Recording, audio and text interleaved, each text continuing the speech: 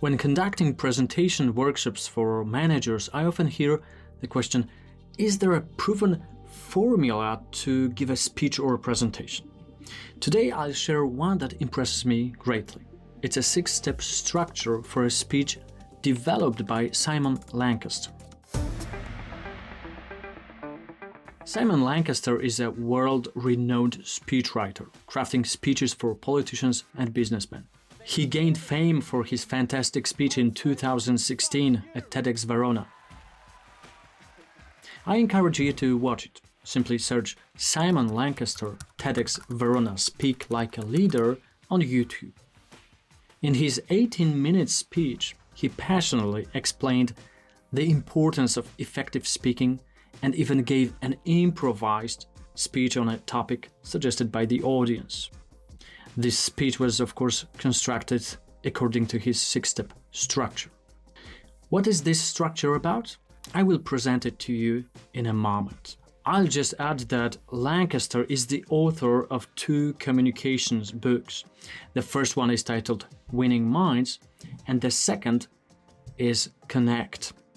It's the latter that I recommend the most. There's a chapter I revisit frequently. I've read it multiple times, and I boldly claim that it's the best chapter in any communication book ever. So, I recommend the book Connect especially. And the chapter I often revisit is dedicated to the 6-step structure. Lancaster mentions it this way, quoting from memory. Treat this structure like an IKEA manual. Don't change anything. Don't rearrange the order. Don't remove any element. Follow the instructions precisely and the result will be the best. So, here are the mentioned 6 steps by Simon Lancaster. Step 1.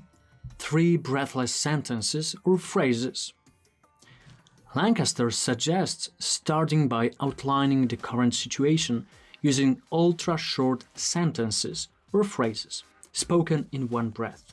This form imitates our speech when we are nervous, in a hurry, or in a threatening situation. A good example is Barack Obama's 2008 speech. A world at war, a planet in peril, the worst financial crisis in a generation. Or something that would fit into a business speech. Complaints, returns, growing obligations. Or new customers, new markets, new perspectives. Such a list of facts immediately and dynamically introduces the audience to the situation that we are going to talk about. Secondly, it creates the impression that changes are urgently needed, here and now. It calls the audience to order, pulls them out of their own thoughts, and instantly captures their attention. Step 2. 3 repetitions. As an example, we have Winston Churchill's famous speech in which he said, "We shall fight on the beaches, we shall fight on the landing grounds, we shall fight in the fields and in the streets." This illustrates the use of triplets in rhetoric.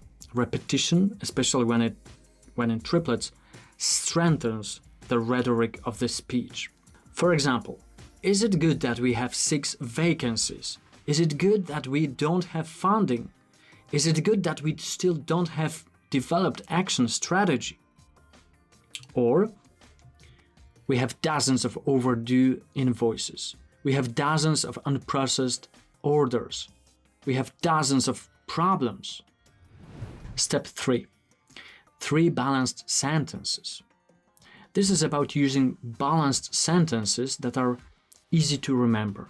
For example, John F. Kennedy's famous words, "Ask not what your country can do for you, ask what you can do for your country."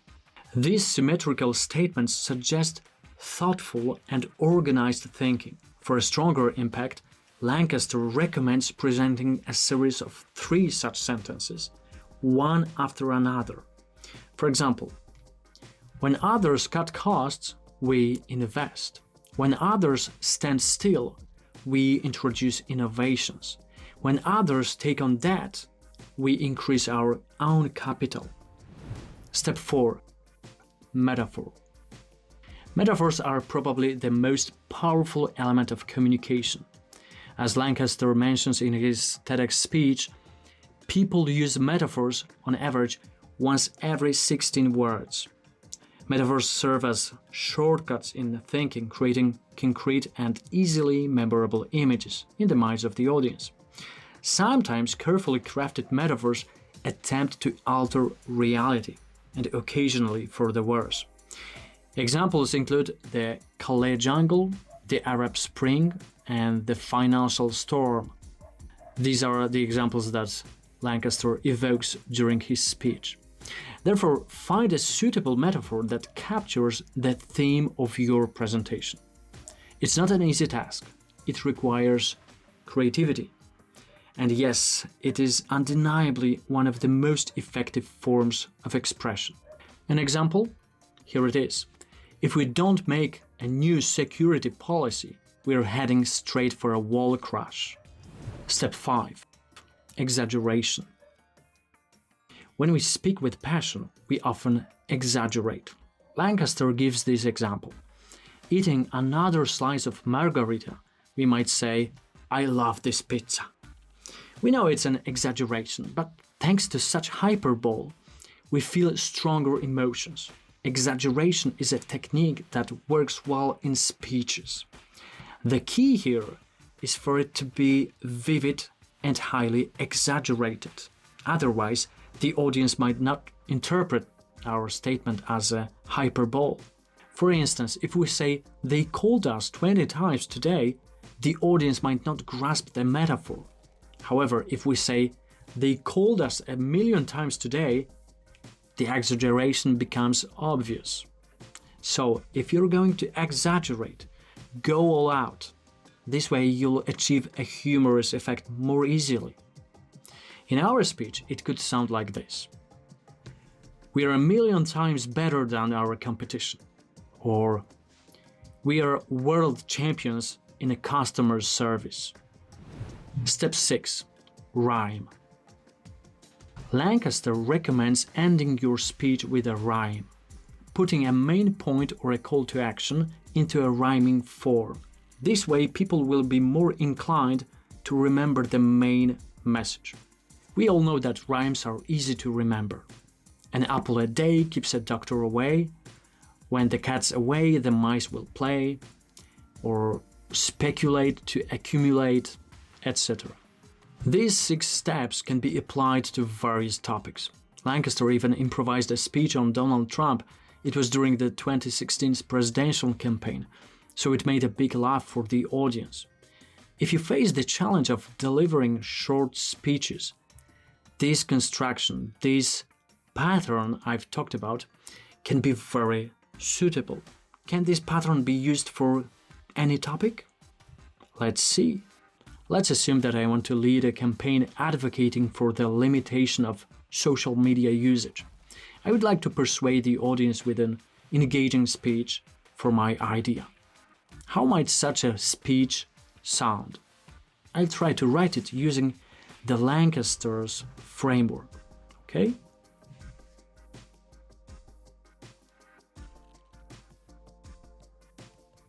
Okay, so here it is.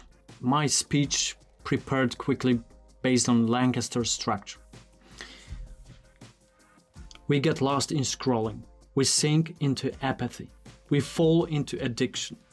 Social media pose a threat to children, teenagers, and adults. Social media pose a threat to our mental and physical health. Social media pose a threat to our relationships. Instead of bringing us joy, they make us slaves to screens. Instead of helping us build connections in real life, they only weaken them. Instead of enhancing our creativity, they serve us only gloom. It's time to limit the power of this monster that we hold in our hands with such admiration, a monster that only drains our energy and vitality. Simply reducing screen time will make the whole world more beautiful, wonderful, and happier than ever before. So choose wise, let real connections rise. So here was my speech based on Lancaster's scheme. How did you like it? It took me about 15 minutes to write it, so not bad for what I consider a good, short speech. That's the effectiveness of structured schemes. Creating presentations or speeches based on specific schemes doesn't suppress our creativity. On the contrary, it often unleashes our creativity because we set boundaries within which we are more creative and we let our creative spirit flourish. Otherwise, there is a significant chance that we might act creatively but chaotically without a clear and impactful result. Please let me know how you like Lancaster's structure, and be sure to click the like button and subscribe to my channel if you haven't already. And see you next time.